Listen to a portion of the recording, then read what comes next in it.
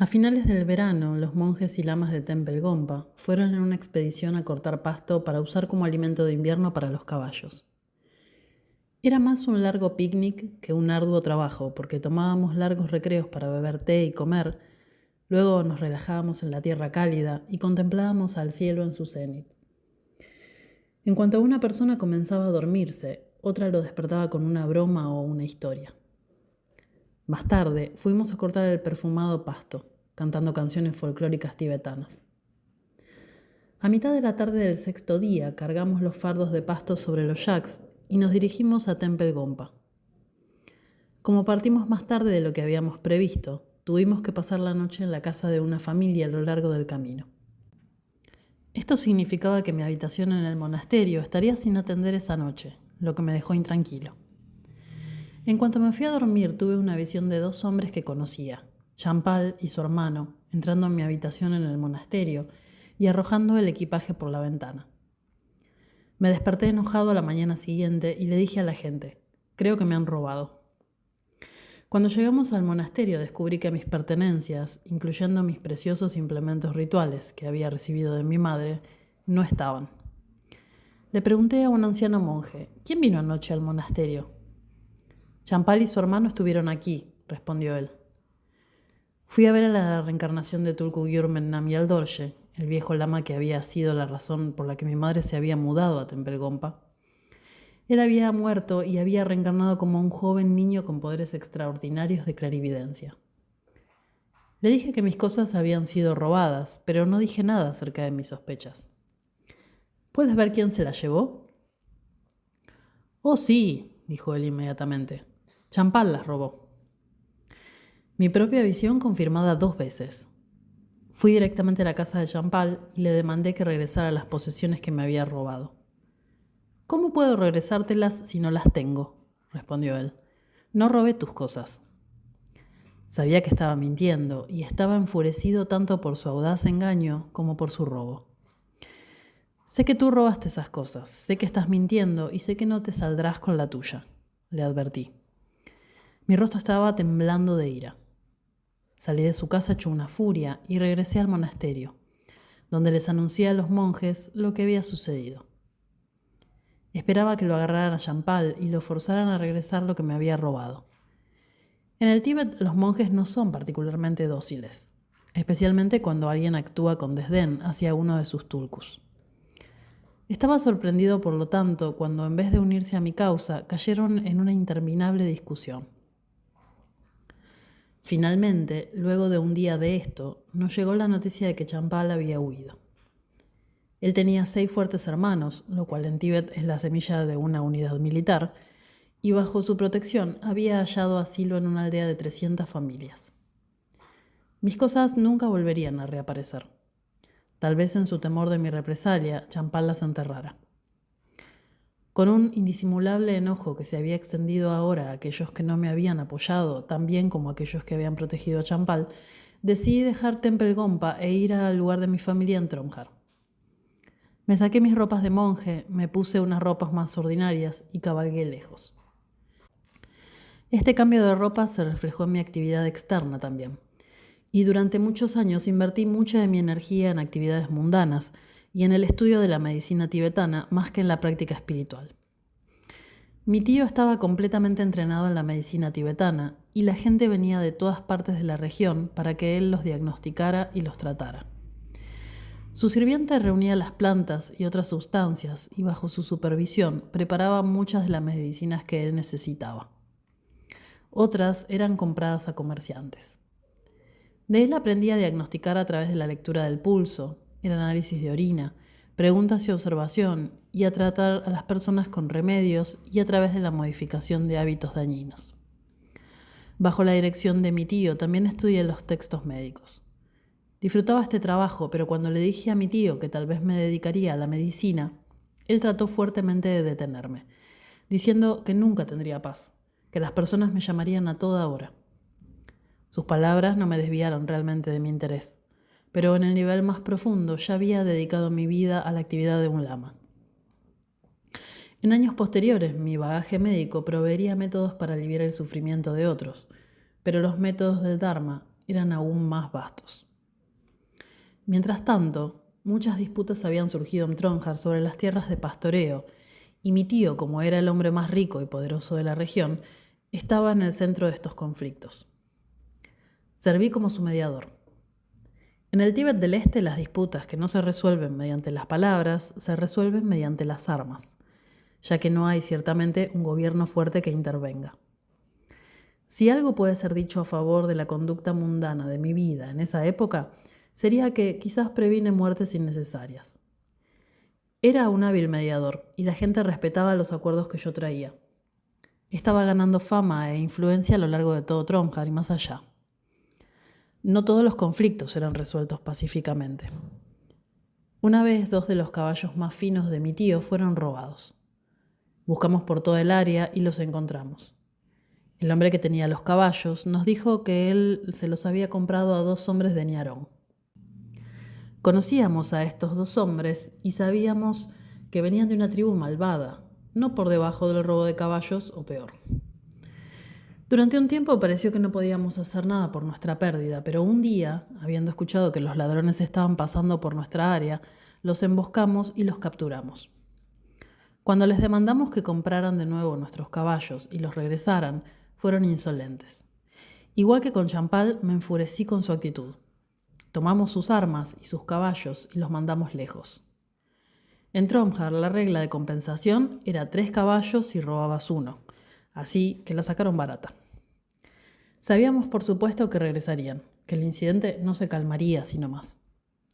Fueron con su gente y les dijeron que los habíamos robado. Entonces ellos reunieron una bien armada fuerza de 30 hombres, liderados por un hombre que era un famoso luchador. Su intención no era solamente devolver el insulto, sino moverse en la región de Tronjar y apoderarse de las tierras de pastoreo. Estaba en mi tienda cerca de la Gompa de Trome cuando un mensajero llegó corriendo con las noticias de que se aproximaban. Ensillé un caballo y cabalgué para unirme con mi tío y otros que estaban defendiendo la región. Armamos una emboscada, alineando a nuestros hombres en ambos lados de un estrecho valle. En cuanto el líder se aproximó, disparamos. Su caballo se encabritó y lo arrojó, pero una de las grandes bendiciones de ese día fue que ni él ni ningún otro hombre o caballo en alguno de los bandos murió o fue herido. Disparamos a quemarropa e intentamos detenernos unos a otros con balas, pero todos nos salvamos de sufrir lesiones.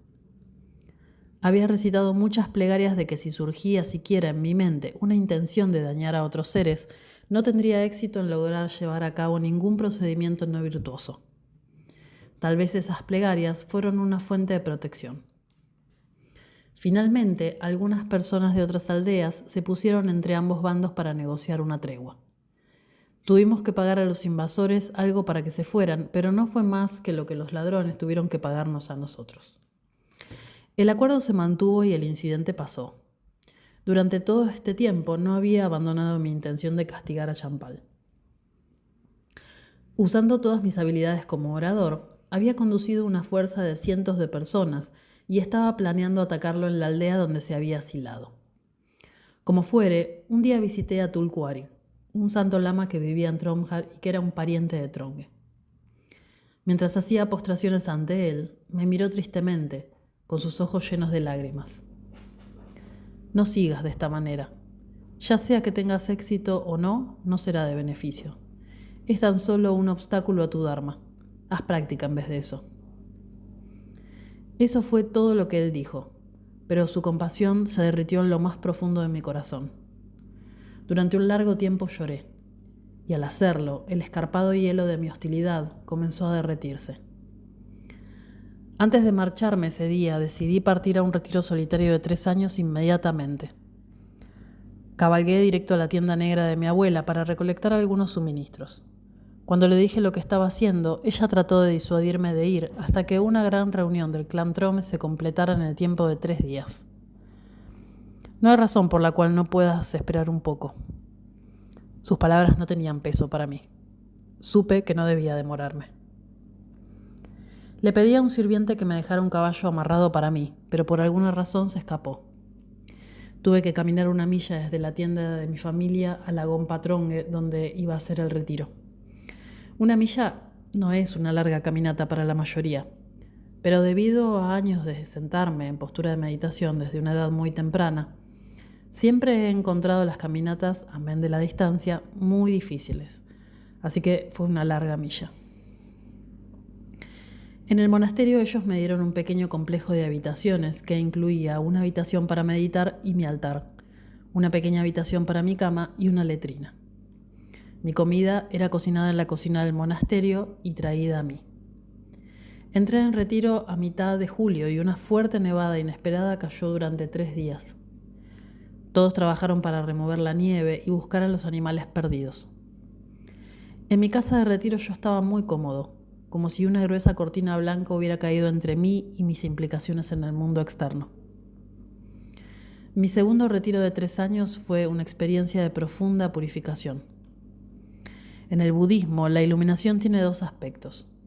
La mente está libre de todos los venenos y hábitos oscuros, y está repleta con todas las perfectas cualidades de compasión y sabiduría.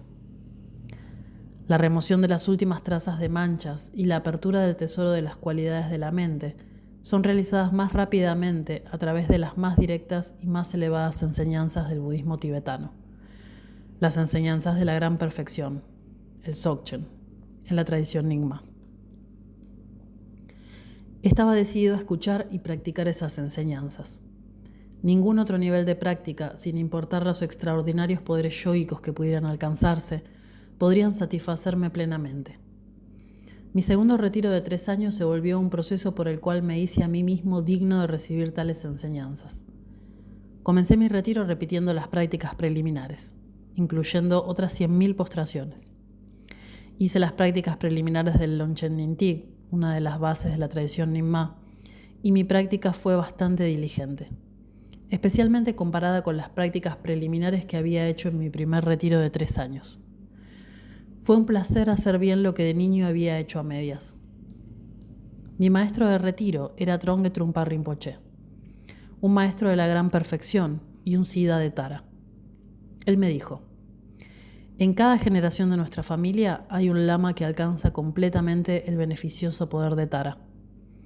Tu madre fue la Tara Siddha de su generación, y si tú haces práctica de Tara, creo que tú serás el Tara Siddha de la tuya.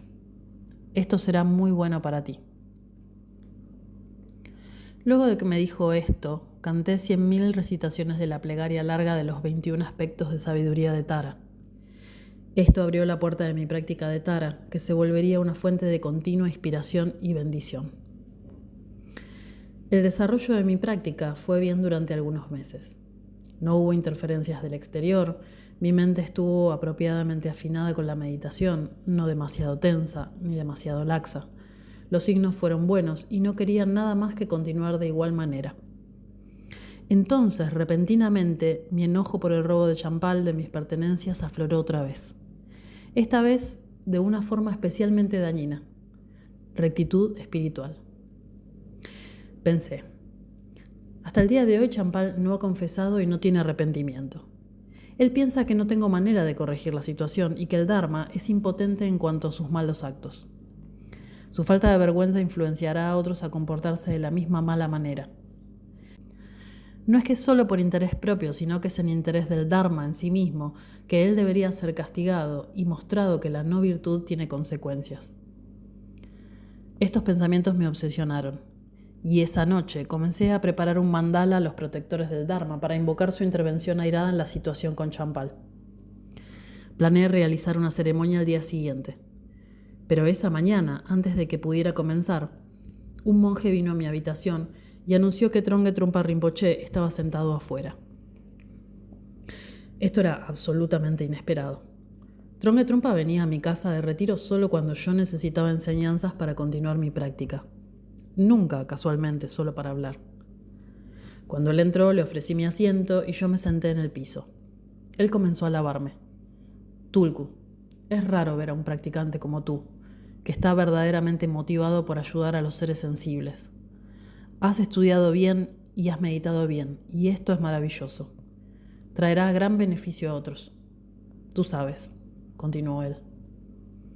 Hay algunos practicantes de corazón oscuro que usan el Dharma de la manera equivocada. Ellos usan las prácticas de los protectores para infligir sufrimiento a otros. Ciertamente tú no eres como ellos. Preferiría que fueras un asesino ordinario de marmotas que un practicante perverso como esos. En Tíbet, un asesino de marmotas era considerado la persona de clase más baja porque las marmotas son criaturas indefensas. Aquellos que comen carne de marmotas huelen de forma peculiar y las personas no los invitan adentro de sus casas o tiendas. Estaba mortificado de que hubiera estado al borde de hundirme más bajo que un asesino de marmotas en la estima de Trungpa. No dije nada acerca del mandala que había estado preparando y le ofrecí no más que educadas formalidades hasta que se marchó. Estaba asustado que pudiera ser traicionado por el absoluto desaliento que sentí. Tan pronto como él estuvo a una distancia segura de mi casa, desmantelé el mandala. En verdad, había servido a su propósito al invocar a un protector infalible, Tronge Trungpa, para mostrarme las consecuencias de mi propia no virtud. Además me mostró que uno debe practicar todo el camino a la iluminación, porque hasta que uno está completamente iluminado, los obstáculos pueden intervenir. Yo mismo había estudiado bajo lamas extraordinarios, había hecho retiros y experimentado signos de logros espirituales en mi meditación. Y aún así, una emoción venenosa casi resultó en un gigantesco obstáculo para futuros logros. Mi diligencia y mi asidua revisión de mi propia mente aumentó. En cuanto a Champal, 35 años más tarde, uno de sus hermanos vino a verme. Por él me enteré que Champal había sido asesinado por un tibetano que colaboraba con los chinos. Le dije a este hermano de que estaba verdaderamente en deuda con Champal porque él me había hecho entrar en retiro y purificar mi enojo. Mi segundo retiro de 3 años fue diferente de mi primer retiro, en que, siendo 11 años más grande, estaba mucho menos fascinado por los signos de la práctica. Visiones de las deidades surgieron y tuve espléndidos sueños, pero tan gratificantes como fueron también riquezas temporales comparadas con la constante revelación de la espontánea perfección de la mente. A través de escuchar y meditar en las enseñanzas de la gran perfección que recibí de Tronge Trungpa, hubo tiempos donde todos los patrones de percepción ordinaria fueron simplemente agotados y descansé en una conciencia despierta sin constricciones. Pero en los últimos 3 meses de retiro me puse tan enfermo que pensé que iba a morir. No podía mantener dentro ninguna comida y sin nutrición me puse extremadamente débil. Luego de un tiempo, cuando las cosas no mejoraban, le escribí a Tronge Trungpa para solicitarle si debía abandonar el retiro y ver a un doctor. Él me envió un mensaje de que él pensaba que mi enfermedad era un obstáculo del retiro y que no debería marcharme. Estaba bastante triste, pero no iba a ir en contra de su consejo. En lugar de eso, me preparé para morir. Entre mis sesiones de meditación practicaba Powa con el fin de transferir mi conciencia al momento de la muerte. Los signos vinieron rápido y tuve una visión del Buda Amitabha, un foco central de meditación en la práctica particular de transferencia que estaba haciendo. También practiqué la Powa de Vajrayogini en el caso de que estuviera demasiado débil para proferir el mantra de la transferencia al reino puro de Amitabha. En el Powa de Vajrayogini, sin decir una palabra, uno simplemente transfiere la conciencia propia a la vasta expansión de la sabiduría.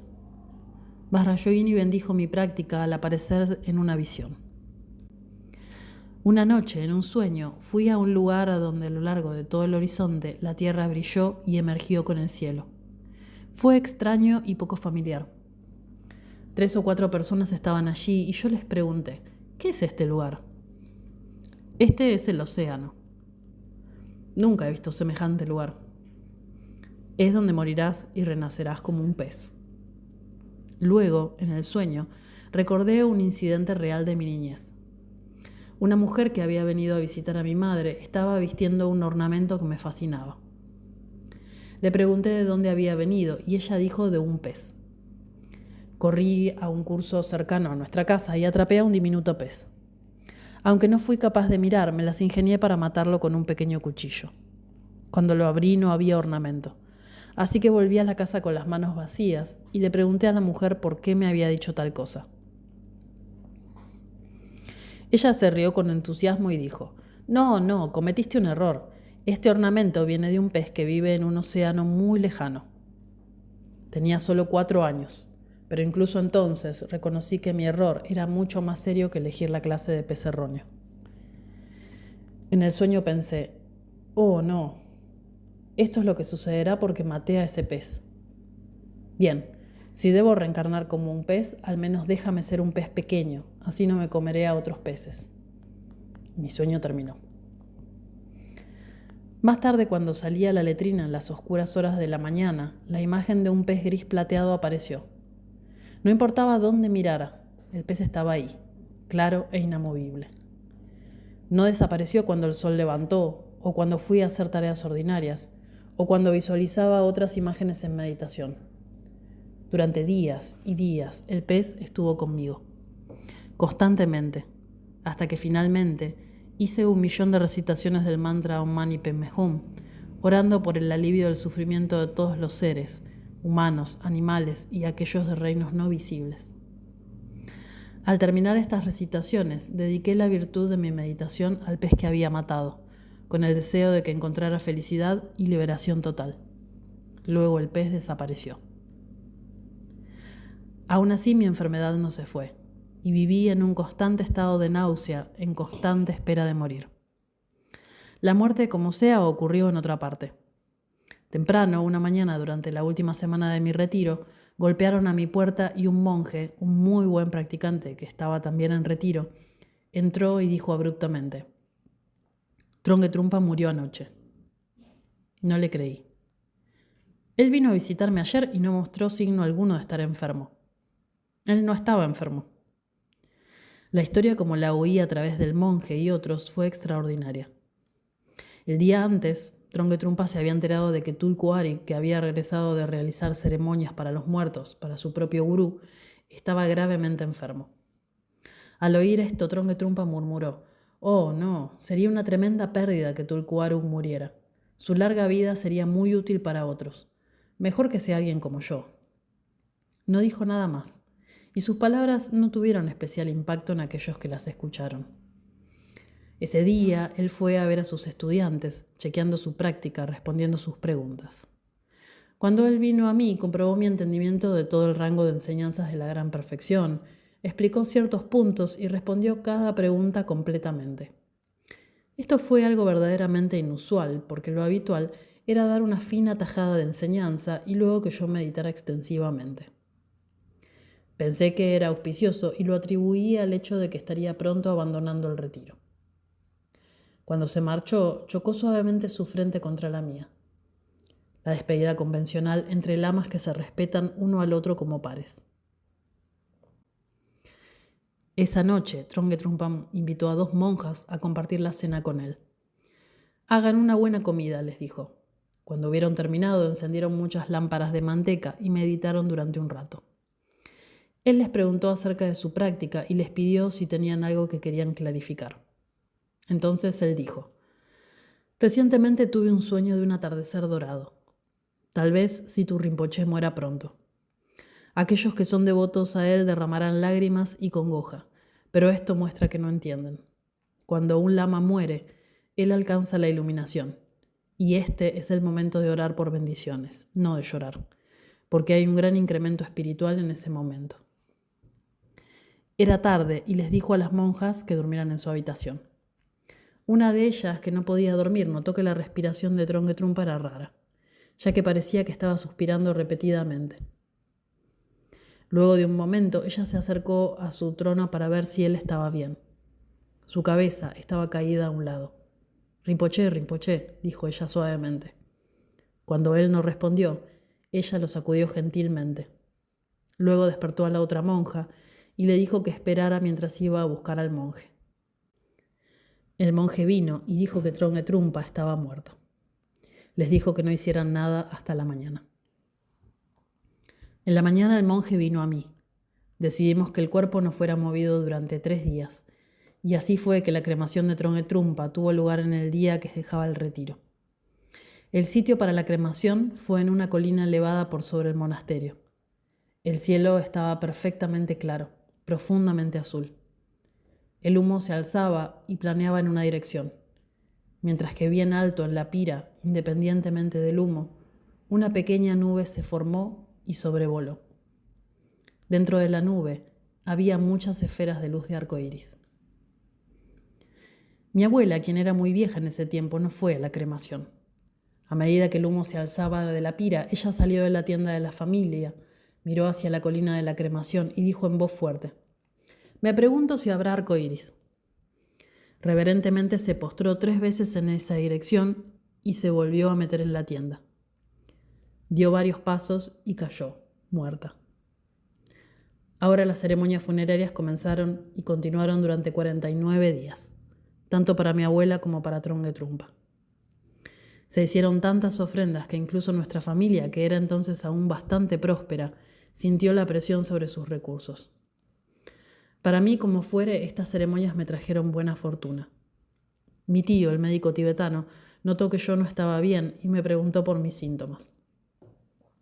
Cuando se los describí, él dijo: «No te preocupes, esta enfermedad es fácil de remediar. ¿Por qué no me dijiste antes?». Puso un poco de medicina en caldo de carne, el cual bebí.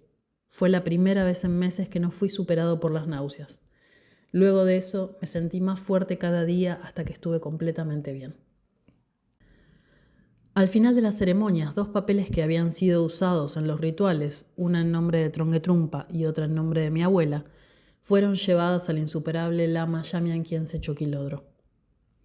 Mi tío y otros 5 hombres cabalgaron a su monasterio para tener una audiencia. Para Trongue Trumpa, mi tío le solicitó que ese papel sea incorporado a la práctica de Chokilodro en tal forma que todos quienes tuvieran una conexión con Trumpa experimenten un aumento de las bendiciones.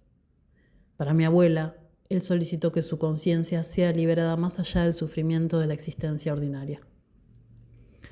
Durante esta audiencia, mi tío además preguntó a Chokilodro si era momento de partir de Kham y mudarse a Pema Chod en la frontera india. Su preocupación estaba basada en una profecía escrita en un texto religioso que nuestra familia poseía.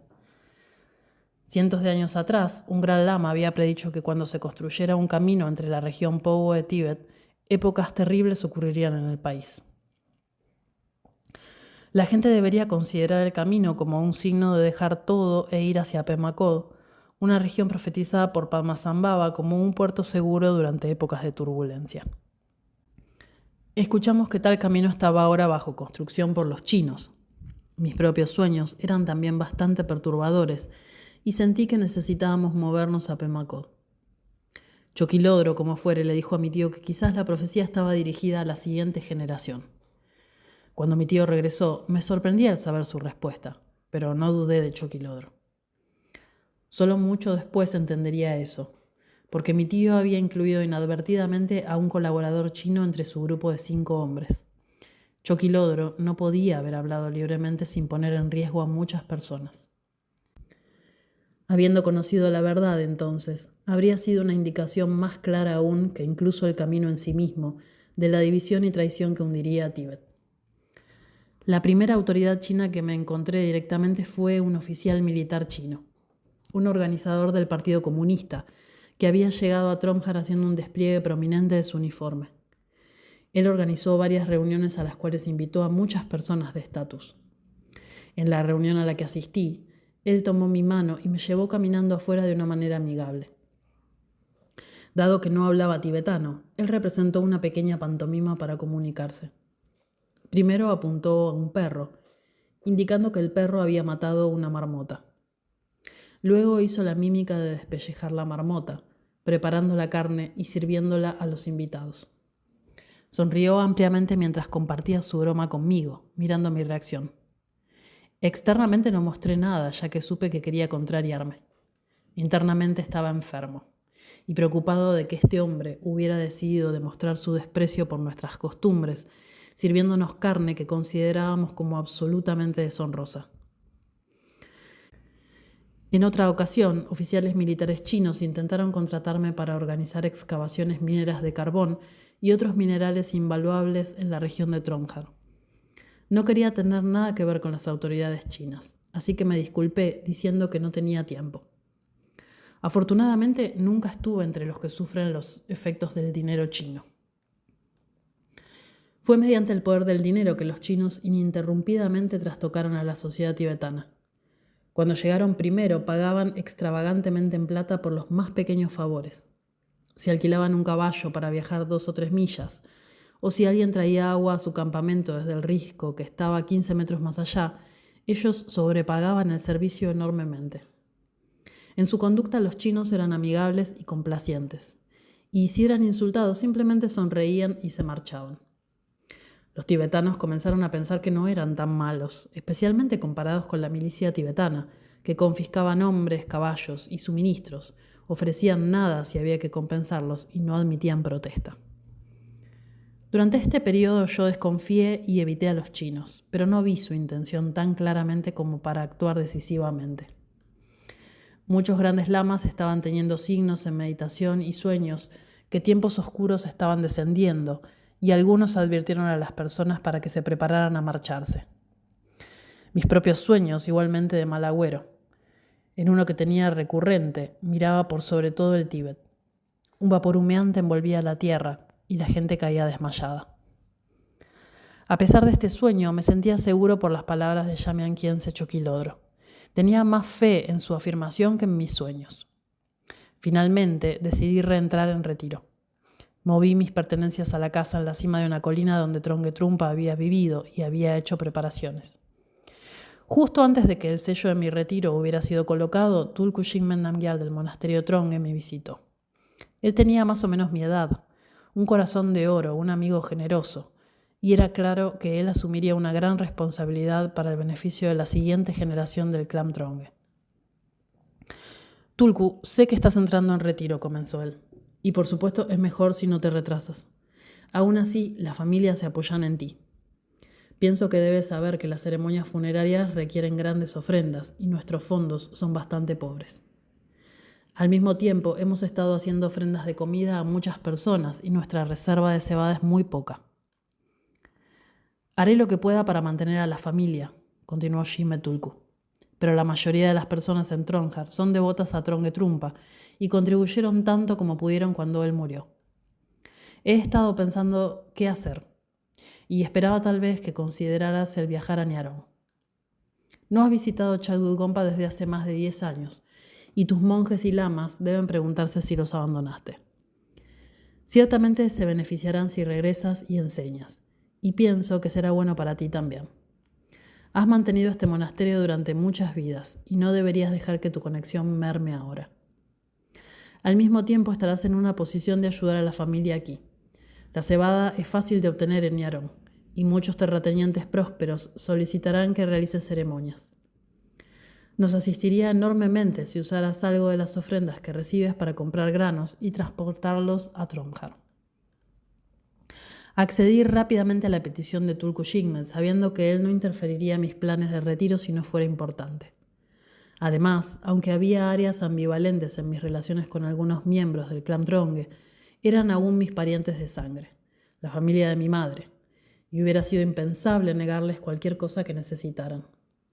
En lugar de sellar mi retiro, me preparé para ir a Nyarong y a Chagdud Gompa a reunir y enviar de regreso cebada.